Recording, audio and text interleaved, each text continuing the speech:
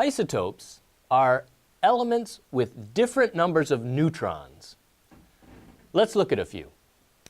Hydrogen comes in several different flavors, or isotopes. You can think of isotopes as a different flavor of the same element. Hydrogen with a single neutron would have a mass of 2. One proton and one neutron in the nucleus makes a mass of 2. Any element that has one proton in its nucleus is hydrogen. But I can have hydrogen with a single proton, I can have hydrogen with an additional neutron, or hydrogen with 2 additional neutrons of mass 3. So that's interesting. Same element, different masses. So you cannot determine the identity of an element by looking at its mass alone. You must know the number of protons in its nucleus. Take this piece of carbon, for instance. This piece of carbon is what we call pure carbon. But that doesn't mean that every single atom is exactly the same. Some of the atoms in this piece of carbon have 6 protons and 6 neutrons, and some of the carbons have 6 protons and 7 neutrons. They're carbon-13. 6 protons and 7 neutrons makes a mass of 13. Only about 1% of the carbon are carbon-13, but that's a lot when you're talking about billions and billions of atoms. 1% is a significant number of atoms that have that carbon-13 designation. So remember, when we talk about pure carbon, it does not mean every single atom is the same. The isotopes exist naturally. When you dig carbon out of the ground, you naturally get some carbon-13. You also get a tiny bit of carbon-14.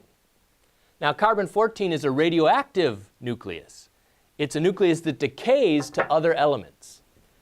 It's an element that we use, for instance, in carbon dating, because if you take a piece of carbon and isolate it, the carbon-14 will decay away over time.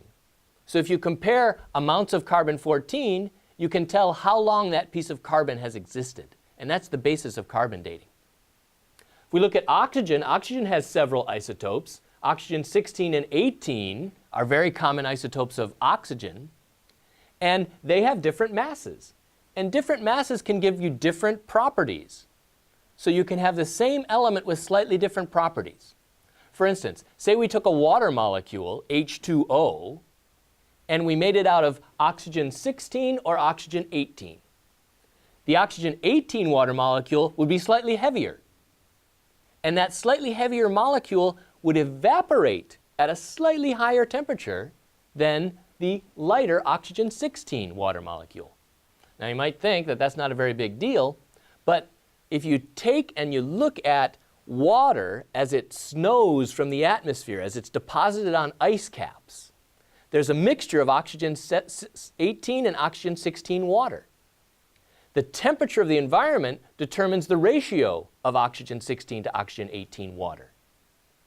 So here's the cool part. If you take a piece of ice, an ancient piece of ice, so you dig down in the Arctic, deep into the ice to get ancient ice, and you measure the ratio of oxygen 16 to oxygen 18, that tells you the temperature during which that ice was deposited.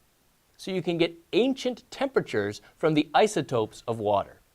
And I'm sure you've all heard in the days of global warming, we can look back in history and see what those temperatures are, and that's how we do it. We look at the isotopic ratios of water in ancient ice to determine ancient temperatures. So isotopes, different flavors of the same element with a different number of neutrons in the nucleus.